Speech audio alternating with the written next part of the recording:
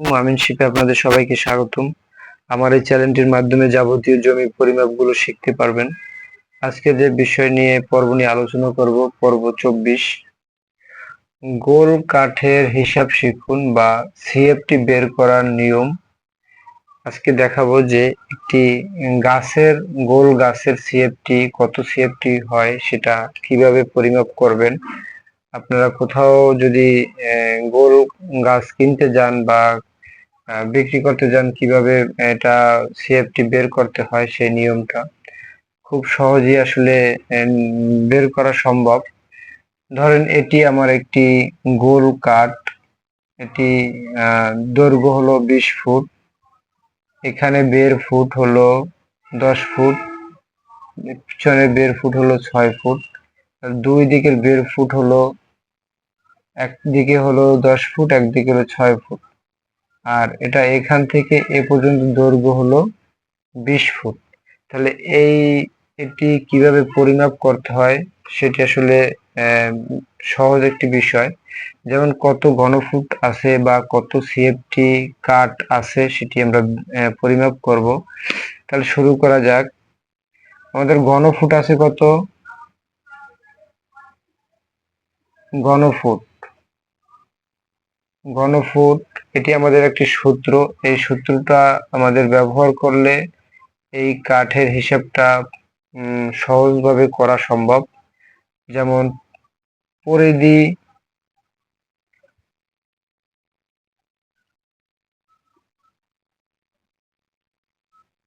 পরিধি গুণ হলো পরিধি,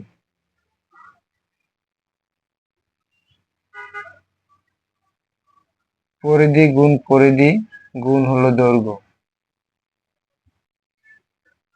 ভাগ হলো 16। এটি হলো আমাদের একটি সূত্র। এই সূত্রটি যদি আমরা ব্যবহার করতে পারি, মনে রাখতে পারি, তাহলে এই গোল কাঠের টুকরো এটি আমাদের পরিমাপ করা অত্যন্ত সহজ হবে।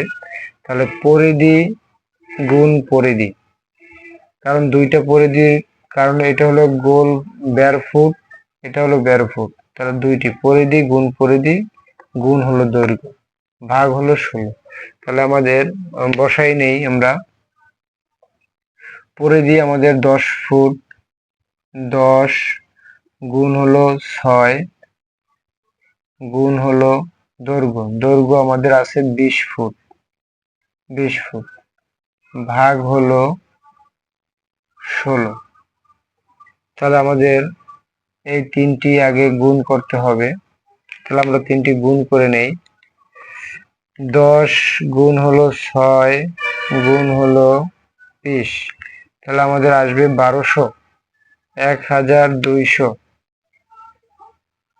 1200 ভাগ হলো 16, ভাগ 16। তাহলে 1200 কে যদি আমরা 16 দিয়ে ভাগ দেই তাহলে আসবে হলো 75। আমাদের 75 সিএফটি, 75 সিএফটি বা ঘনফুট। তাহলে আমাদের এই কাঠটিতে 75 সিএফটি কাঠ আছে বা 75 ঘনফুট কাঠ আছে। আশা করি সকলে বুঝতে পেরেছেন।